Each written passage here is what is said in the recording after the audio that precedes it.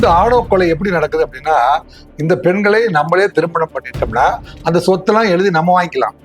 இப்போ இவனுக்கு என்ன நினைக்கிறானுங்க, பெண்களை வந்து சொத்து கொண்டுட்டு வர ஏஜென்சியா நினைச்சிட்டு இருக்கிறதுனாலதான் இந்த சொத்து வந்து வேற யார்ட்டையும் போயிடக்கூடாது அப்படின்னு நினைக்கிறாங்க. பெண்களை வந்து சொத்து கொண்டு வர ஏஜென்சியா நினைக்கிறானுங்க. இந்த மாதிரியான கமிஷன் வாங்கியும் வரதட்சணை வாங்கியும் பணக்காரனாகி அவனுக்கு என்ன ஆண்மையும், அப்ப எவ்வளவு பெரிய ஆம்பளத்தனம் இருக்க போகுது அவன்கிட்ட? ஒண்ணும் கிடையாது. ஆம்பளத்தனமே அல்ல அது.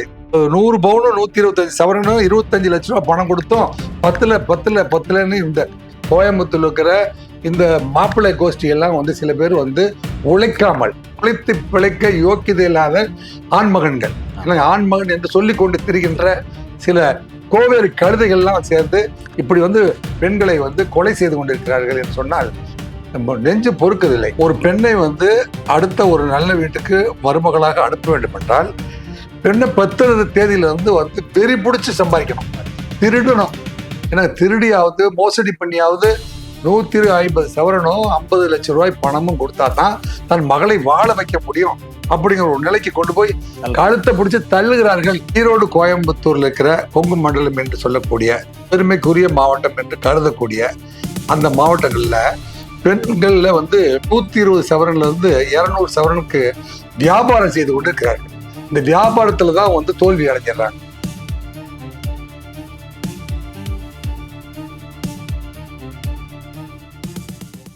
ஆர்ஆர் ரிவ்யூஸ் நேயர்களுக்கு வணக்கம்.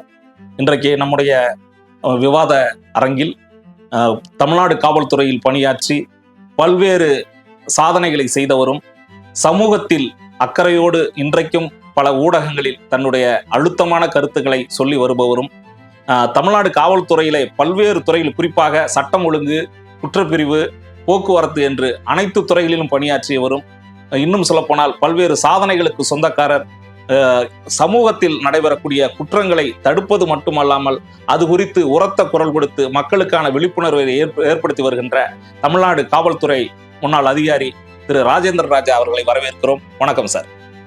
வணக்கம் சார். ஒன்றும் இல்லை, இப்போ மேற்கு மாவட்டங்கள் என்று சொல்லக்கூடிய அந்த கொங்கு மண்டலத்தில் பிரீத்தி என்ற பெண் திருமணமாகி ஓராண்டு கூட இன்னும் முடியவில்லை. சதீஸ்வரன் என்ற இளைஞரை திருமணம் முடித்து கடந்த செப்டம்பர் மாதம் திருமணம் முடித்து இப்பொழுது 10 மாதங்கள் கூட முடியவில்லை, தற்கொலை செய்திருப்பதாக தகவல் வந்திருக்கிறது. அது குறித்து அவர்களுடைய குடும்பத்தார் உயர் அதிகாரிகளிடம் முறையிட்ட செய்திகள் எல்லாம் நாம் பார்க்கிறோம். தொடர்ந்து இந்த மாதிரி மேற்கு மண்டலத்தில் குறிப்பாக அந்த திருப்பூர், ஈரோடு, கோயம்புத்தூர் இது போன்ற பகுதிகளில் இப்போ சமீப காலத்தில் அந்த ரிதன்யா என்ற பெண் தற்கொலை ஆனதெல்லாம் பார்த்துருக்கோம். என்ன காரணம் சார்? ஒரு காவல்துறை அதிகாரியா நீங்க பார்க்காத வழக்குகள் இல்லை.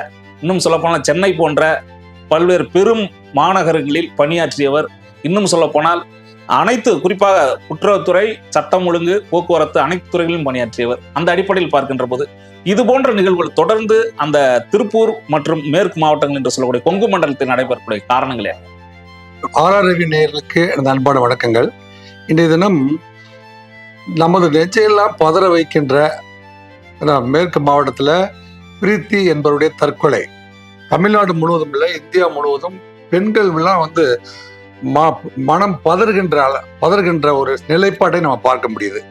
பிரீத்தி என்பவர் தற்கொலை, வயது 27, திருமணமாகி 10 மாதங்கள் தான் ஆகிறது.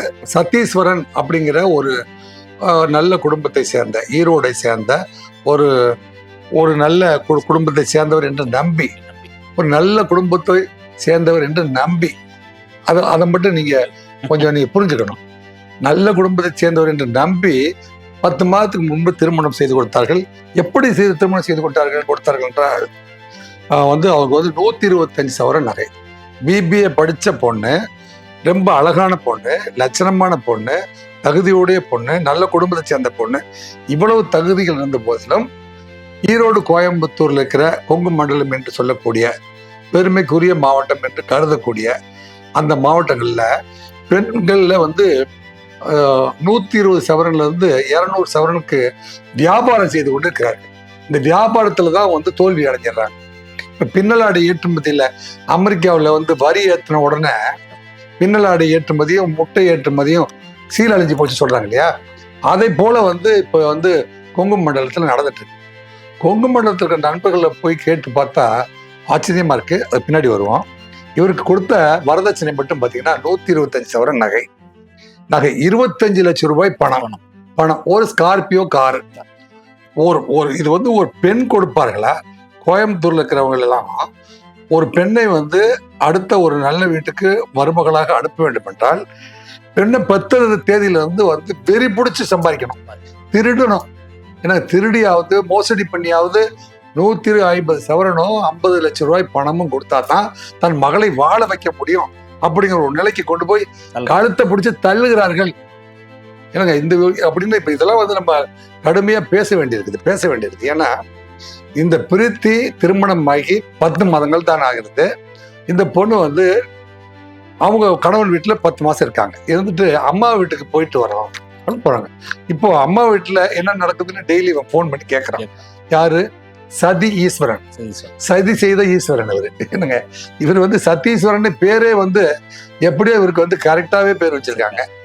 ஈஸ்வரனுக்கு வந்து எப்படியுமே விக்னேஸ்வரன் அந்த நல்ல நல்ல ஈஸ்வரன் பேர்லாம் வைப்பாங்க. இவருக்கு வந்து சதி ஈஸ்வரன் வச்சிருக்காங்க. முன்னாடியே தெரிஞ்சுதான் வச்சிருக்காங்க. இவர் வந்து சதிகாரன். இந்த பொண்ணு மாப்பிள்ளோடு பார்க்கும்போது இவர் சதி செய்யற ஈஸ்வரன் அப்படின்னு அந்த பெண்ணுக்கு தெரியாம போயிடுச்சு.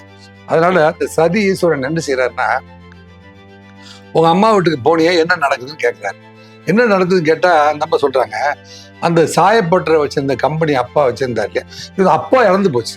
இதுல பெரிய கொடுமை என்ன அப்படின்னா, இது வந்து சிங்கிள் பேரண்டா இருந்து ஒரு சாயப்பட்டறையில பணம் சம்பாரிச்சு இந்த பொண்ணுக்கு சிறுக சேர்த்து வாழ்நாளெல்லாம் சேர்த்த சொற்பத்தை நம்ம பொண்ணு எதிர்காலத்துல நல்ல வாழட்டுமே அப்படின்னு கொடுத்துருக்காங்க. வரதட்சணை கொடுத்து பண்ணினா ஒரு திருமணம். இதுல என்ன நடக்குதுன்னா, ஒரு வாரம் அந்த பிறந்த வீட்டுக்கு திருப்பூருக்கு போயிருக்காங்க எங்க ஈரோடுல இருந்து. அங்க என்ன நடக்குது டெய்லி ஃபோன் பண்ணி கேட்கிறாரு. கேட்கும்போது அந்த சாயப்பட்டறையை வித்தாங்க, 1,10,00,000 ரூபாய்க்கு விற்கிறாங்க. ஒரு 50 லட்சம் ரூபா அட்வான்ஸ் கொடுத்துருக்காங்க. மீதி வந்து கிரயம் பண்ண போறாங்க. எப்போ இன்னும் ஒரு 10 நாள் 15 நாளைக்கு அப்புறம் போது அட்வான்ஸ் போட்டு ஒரு 15 நாள் டைம் இருக்குல்ல, அதுக்குள்ள வந்து கிரயம் பண்ணும்போது மீதி பணம் வரும். இப்போ 50 லட்சம் ரூபா அட்வான்ஸ் வாங்கியாச்சு அப்படின்னு கேஷுவலாக கணவனை நம்பி அவ சொல்றான். சொன்னோடனே என்ன செய்யறான், இங்க வந்து ஈரோட்டில் ஒரு வீடு கட்ட வேண்டியிருக்குது, அப்பவே வந்து வீடு கட்டுறதுக்கு தேவைப்பட்ட பணம் தரணும் உங்க அம்மா வாக்கு கொடுத்துருக்காங்க. வாக்கு என்னங்க, தேர்தலுக்கு வந்து வாக்குறுதிகள் கொடுக்குறாங்க பார்த்தீங்களா, 3000 ரூபாய் கொடுத்தா ஓட்டு போடுங்க, திருமண வாக்குறுதி எல்லாத்தையுமே வாக்குல கொண்டு வந்து சேர்த்துட்டானுங்க தம்பி. இப்போ வந்து அநீதியினுடைய உச்சகட்டத்துல வந்து இந்த ஈரோடு மாவட்டத்துல இப்படி வந்து கொங்கு மண்டலத்துல வந்து இந்த வரதட்சணை கொடுமை வந்து தலை தூக்கி ஆடுதுன்னு நான் கேள்விப்படுறேன். அந்த சாயப்பட்டறை விற்பனையை தெரிந்து கொண்டு மனைவியிடம் பணம் கேட்கிறார். இந்த சாயப்பட்டறை விற்பனை செஞ்ச பணத்தை 50 லட்சத்தையும் நீ வாங்கிட்டு வந்துரு. அப்ப அவங்க என்ன சொல்றாங்க, அம்மா கணவருக்கு வந்து நான் செய்தியை சொன்னேன், 50 லட்சம் ரூபாயும் வாங்கிட்டு வந்துட சொல்றாரு. ஏம்மா கஷ்டப்பட்டு வந்து உங்க அப்பா காலத்துல ஏற்பாடு பண்ண பற்றது, அந்த பற்றையை விற்பனை பண்ணிட்டு உனக்கு பின்னாடி கொடுக்க போறோம். ஒருவேளை அந்த மாமனார் மாமியாருக்கு போய் கொடுக்கறத விட நீ தனியா வீடு கட்டி உனக்கு ஒரு குழந்தை உருவாகி உனக்கு ஒரு ஃபேமிலின்னு வந்துச்சுன்னா நான் கொடுக்குறேன், பிற்காலத்துல கொடுக்குறோம் அப்படிங்கிற மாதிரி சொல்லுது அந்த அம்மா. எதெல்லாம் முடியாது. இவர் வந்து இல்ல பணத்தை வாங்கிட்டு வந்தா வா, இல்லைன்னா வர வேண்டாம், அந்த மாதிரி வந்து மனம் நோகும்படி இவர் பேசுறாரு. பேசணும்னா அந்த பொண்ணு என்ன செய்யுது, தனிமையில் இருக்கும் பொழுது தற்கொலை செஞ்சிடறாங்க. என்ன தூக்கு போட்டு தற்கொலை செஞ்சு தாயார் வெளியில போயிட்டு திருப்பி. இதுதான் முதன்மையான காரணம். இந்த மாதிரியான வரதட்சணை கொடுமை வந்து கணவன் வீட்டுக்கு போக முடியாது. பணம் இல்லாம கணவன் வீட்டுக்கு போக முடியாது. தாய் என்ன சொல்ற, தாய் வந்து தகப்பன் இல்லாத ஒரு தாயா இருக்கனால தாய்கிட்ட பணம் இருக்கட்டுமே. இந்த அளவிற்கு வளர்த்ததே பெரிய விஷயம். இவ்வளவு உங்களுக்கு வரதட்சணை கொடுத்து திருமணம் பண்ணி வச்சிருக்காங்க. அடுத்ததா அவங்க வாழ்வாதாரத்துக்கு வைத்துட்ட பணத்தையும் கேட்கறாங்க. அந்த பணத்தை அவங்க வாழ்வாதாரத்துக்கு என்ன பண்ணுவாங்க, ஒரு கணவன் இல்லாத ஒரு பெண் இருக்கிற ஒரு பற்றையும் வித்துவிட்டு பணத்தை வந்து இம்மிடியட்டா அட்வான்ஸ் வாங்கின உடனே வந்து மருமக வீட்டுக்கு கொடுத்து அனுப்பிடணும்னா, இப்போ இவளுக்கு வந்து இந்த பணம் வந்து இல்லை எங்க அம்மா கிட்ட கொஞ்ச நாளைக்கு இருக்கட்டும், அவங்க ரொம்ப கஷ்டப்பட்டு மெயின்டைன் பண்ண ஒரு ஃபேக்டரியை விற்று அந்த பணம் வந்திருக்குது அப்படின்லாம் அவளால சொல்லி அந்த கணவனை சமாதானப்படுத்த முடியவில்லை. அந்த சூழ்நிலையில் தான் வந்து தற்கொலை பண்ணிக்கிறான். தற்கொலை பண்ணி இது வந்து பிரேத பரிசோதனைக்காக வந்து திருப்பூருக்கு போயிடுது. திருப்பூர் போலீஸ் ஸ்டேஷன்ல போய் கம்ப்ளைண்ட்லாம் வந்து போகுது. அவங்க வந்து அதை வந்து முறையாக வந்து அணுகவில்லை அப்படின்னு தகவல் என்ன முறையாக அணுகவில்லை. இந்த பெண்ணுடைய போஸ்ட்மார்டம் நடக்காம இருக்கிறதுனால அவங்க அதே சமயத்துல தான் வந்து சண்முகவேல் சப் இன்ஸ்பெக்டருடைய பாடியும் அங்க வந்திருக்குது. அதை பார்ப்பதற்காக ஐஜி வெஸ்ட் ஜோனுடைய ஐஜி செந்தில்குமாரும் கோயம்புத்தூர் கமிஷனர் திரு ராஜேந்திரனும் அங்க வந்தாங்க. அங்க வந்தோடனே இவங்க போய் மறியல் பண்ணிடுறாங்க. சார், இந்த மாதிரி ஒரு பெரிய அநீதி நடந்து வரதட்சணை கொடுமையா 10 மாசத்துல பிபிஏ படிச்ச பட்டதாரி வந்து தற்கொலை பண்ணி இறந்து போயிட்டாங்க. காவல்துறை வந்து வெத்தனமா இருக்கு, நடவடிக்கை எடுக்கல அப்படின்னா திருமணமாகி 7 வருடத்துக்குள்ள இருந்தா ஆடியோ தான் விசாரிப்பாங்க. ஆடியோவுக்கு தகவல் கொடுத்துருச்சான்னு கேட்டிருக்காங்க. ஆடியோ விசாரணையில வந்து வரதட்சணை கேட்டிருப்பது இந்த எலக்ட்ரானிக் கம்யூனிகேஷன்ல வந்து அவர் பேசியதும் இந்த அம்மா பேசியதும் உறுதிப்படுத்தின உடனே இதை டவுரி டெத்தா மாத்தி நாங்க என்ன செய்யறோம், அவர் மீது முறையா வழக்கு பதிவு செய்யறோம்னு சொல்லிட்டு இப்போ வந்து கமிஷனரும் வெஸ்ட் ஜோன் ஐஜியும் ஸ்பாட்டுக்கு போய் டைரக்ஷன் கொடுத்தனால இது வெளிச்சத்துக்கு வந்துச்சு. இல்லைன்னா இது வந்து வெளிச்சத்துக்கே வந்திருக்காது. ஏன்னா அந்த அம்மா சொன்னதே வந்து காவல்துறை வந்து ஏன்னா அதை வழக்காகவே எடுத்துக்கொள்ள அது பெரிதாவே கருதவில்லை. அப்ப இப்பெல்லாம் பாத்தீங்கன்னா ஈரோட்டில் இருக்கிற பெண்களுக்கெல்லாம் ரொம்ப இதெல்லாம் கேட்கும் போது ரொம்ப மனவேதனையா இருக்கு. 33 வயது வரைக்கும் கல்யாணம் ஆகாத பெண்கள், 100கணக்கான 1000கணக்கான பெண்கள் நல்ல கணவன் அமைய வேண்டும், நல்ல வரன் வேண்டும் என்றே வந்து பெண் வீட்டுக்காரர்களும் வந்து எனக்கு மருமகன் நல்லவனா வரணும் அப்படிங்கிறதுக்காக காத்து கொண்டிருப்பதும், அவங்க கேட்கிற டவுரி அளவுக்கு கொடுக்க முடியல அப்படிங்கிறதுக்காக வந்து பொருள் சேர்த்து கொண்டிருப்பது, இரவும் பகலும் உழைத்து கொண்டே இருப்பதும், அப்படி இருந்தாலும் வந்து 100 பவுனும் 125 சவரனும் 25 லட்ச ரூபாய் பணம் கொடுத்தோம் 10 இந்த கோயம்புத்தூர்ல இருக்கிற இந்த மாப்பிள்ளை கோஷ்டி எல்லாம் வந்து சில பேர் வந்து உழைக்காமல் பணத்தையே குறிக்கோளா கொண்டு என்னங்க உழைத்து பிழைக்க வந்து யோக்கியதை இல்லாத, ஏன்னா உழைத்து பிழைக்க யோக்கியதை இல்லாத ஆண்மகன்கள், ஆண்மகன் என்று சொல்லி கொண்டு திரிகின்ற சில கோவேறு கழுதைகள்லாம் சேர்ந்து இப்படி வந்து பெண்களை வந்து கொலை செய்து கொண்டிருக்கிறார்கள் என்று சொன்னால் நெஞ்சு பொறுக்குதில்லை. ஏன்னா வாழ வாழ துடிக்க துடிக்க இப்ப இந்த இந்த இந்த இப்ப இவங்க அம்மா இருக்காங்க பாத்தீங்களா, சுகந்தியுடைய வாழ்க்கை எதிர்காலத்தை நினைச்சு பாருங்க. ஒரே ஒரு பெண்ணு கணவனும் இறந்து போயிட்டாரு, மகளும் இறந்து போயிட்டா. சுகந்தி இன்னும் எத்தனை நாளைக்கு உயிரோட இருப்பா? மிகப்பெரிய இழப்பு இல்லையா? அதாவது சமூகத்துல ஏற்படக்கூடாத துயரமான சம்பவங்கள் இதுல இப்படியெல்லாம் வந்து கோயம்புத்தூர்ல இருக்கிற சகோதரிகளுக்கு அத்தனை பேருக்கும், பட்டதாரி சகோதரிகள் அத்தனை பேருக்கு சொல்றேன், எளிய குடும்பத்தில் பிறந்தாலும் யோக்கியதமானவனா நல்லவனான்னு பார்த்து அவனை திருமணம் செய்யுங்க. எனக்கு 150 சவரனும் 50 லட்ச ரூபாய் பணமும் உங்க வீட்டுல இருக்கிற பணம்லாம் வாங்கி கொண்டு போய் அவங்ககிட்ட கொடுத்துட்டு அவன் குடிகாரனாகவும் அவன் வந்து உழைத்து சம்பாதிக்காதவனா ஊர் சுற்றி திரிகிறவனாகவும் இருந்து என்ன பணக்கார வீட்டு பிள்ளைகள்ல பாதி பேர் வந்து பதறாய் திரிகிறான்.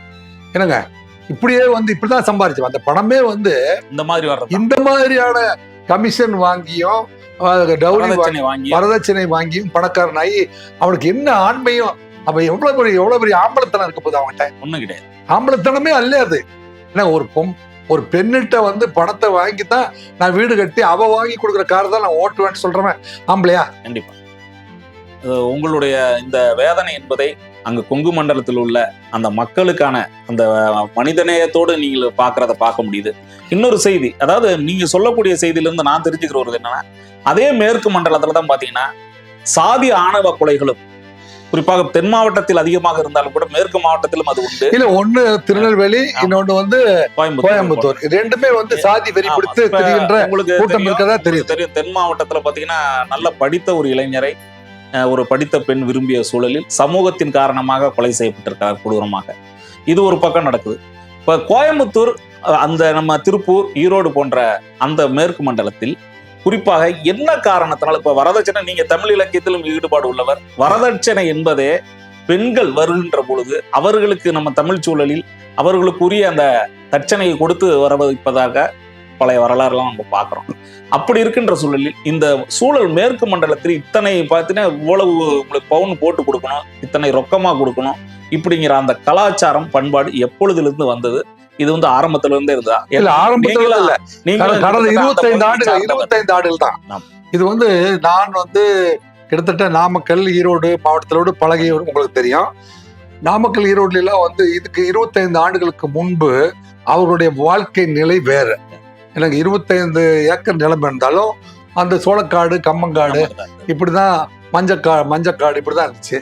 இன்றைக்கு வந்து தொழில் துறையிலும் வந்து பின்னல் ஆடை துறையிலும் மற்றும் வந்து கோழிப்பண்ணை, ஆட்டுப்பண்ணை, மாட்டுப்பண்ணை போன்ற தென்னை தோப்புகளை வந்து அதிகமாக வைத்து காவிரி நீர்ப்பாசனத்தை வந்து பல்வேறு இடத்துக்கு பிரித்து அனுப்பியதுக்கு பிறகு ஒரு பெரிய வளர்ச்சியை வந்து எட்டி இருக்குது.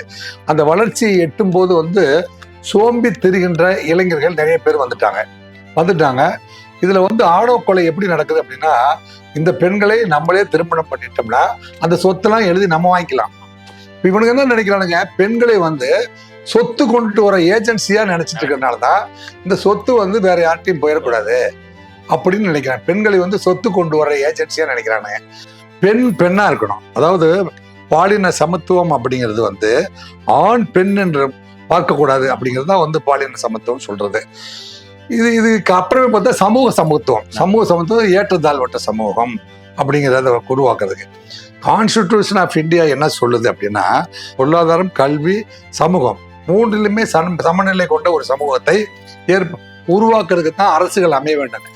இப்ப ஆளுகின்ற அரசுகளும் கூட சரி, கொங்கு மண்டலத்துல ஒரு 6 மந்திரி, என்னங்க திருநெல்வேலிக்கு 6 மந்திரி கொடுத்துட்டா வந்து அவர்கள் வந்து ஆணவக்காரர்களாகவும், என்னங்க அவங்க வந்து அந்த மண்டலத்தையே வந்து அடக்கி ஆழ்ந்து கொண்டு பட்டியல் அடைத்து நமக்கு ஓட்டு போட்டு விடுவார்கள். என்னங்க மற்றவர்கள் எல்லாம் வந்து கண்டுகொள்ள வேண்டிய அவசியமே இல்லை அப்படிங்கிற மாதிரியான அரசியல் போக்கு போய் கொண்டிருப்பதை நீங்க பார்ப்பீர்கள். நான் கொங்கு மண்டலத்தில் எனக்கு நிறைய நண்பர்கள் இருக்கிறார்கள். கொங்கு மண்டலத்துல மட்டும்தான் இந்த சாதிய ஆணவ படுகொலையும், அங்க வந்து ஒரு யுவராஜ் என்பவன் உள்ள போயிருக்கிறான். இப்போ இங்க பாத்தீங்கன்னா கவின் செல்வ கணபதி, ஆமா கவின் செல்வ கணபதி என்கின்ற கொலையிலையும் பாத்தீங்கன்னா சாதிய ஆணவ கொலை. இப்ப இவங்க எதுக்கெல்லாம் வந்து பெண்கள் வந்து சொத்து கொண்டுட்டு வர ஏஜென்சி, இந்த சொத்துலாம் வந்து இவன் கல்யாணம் பண்ணிட்டு போயிட்டா சொத்து வேற பக்கம் போயிடும் அப்படின்னு நினைக்கிறாங்க. இல்ல அது அந்த இடத்துலதான் ஒரு முக்கியமான கேள்வி நான் கேட்க விரும்புறேன். என்னன்னா இப்ப நீங்க சொல்லக்கூடிய இப்ப மேற்கு மண்டலத்துல பெண்கள் அதிகமாக படிக்கிறாங்கன்னு, பெண்கள் அதிகமாக படித்தவர்கள் படிக்காத இளைஞர்களை திருமணம் செய்கின்ற பொழுது இது போன்ற வரதட்சணை கொடுத்தோ அல்லது வந்து நகைகள் அதிகமான பவுன் கொடுத்து திருமணம் செய்கின்ற சூழல் இருக்கிறதா? சமூக அந்தஸ்து. அப்ப நீங்க அந்த பெண்ணு ரித்தன்யா இருக்கா இல்லையா, ஒரு காங்கிரஸ் மாவட்ட தலைவர் வீட்டுக்கு மருமகளா போற இவனுக்கு அரசியல்ல பதவி வாங்குறது எதுக்கு தெரியுமா? இவனுக்கு அரசியல் மதிப்பு மரியாதைக்குரிய மாநில கட்சி தலைவர்கள் அத்தனை பேருமே வந்து நீங்க புரிந்து கொள்ள வேண்டியது என்னன்னா, இந்த அரசியல் கட்சியில வந்து எனக்கு எப்படியாவது ஒரு பொறுப்புல தான் இருக்கணும் அப்படின்னு நீங்க கொடுக்குற ஆட்கள் எல்லாம் இவர்கள்லாம் பொறுப்பை பெற்றுக்கொண்டு, நான் வந்து மாநில செயலாளர், மந்திரி வீட்டுல பொண்ணு கொடுக்கணும்னா இவ்வளவு நகை போடணும், மாவட்டத்துக்கு பொறுப்பு கொடுக்கணும் இவ்வளவு பணம் போடணும், இப்படிலாம் வந்து டிமாண்ட் பண்ணி வரதட்சணையை வந்து இன்டைரக்டா தூண்டுறதே அரசியல் அந்தஸ்து தான்.